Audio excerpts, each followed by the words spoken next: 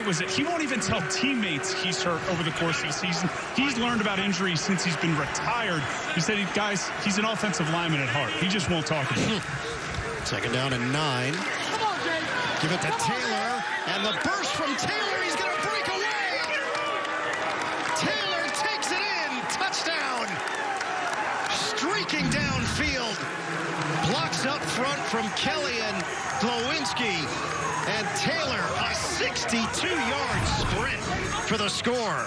This is one of the reasons he was drafted. But look at the blocking. Glowinski and Kelly with a double team. 64 and 78. They clear the space. T.Y. Hilton out on the perimeter helps.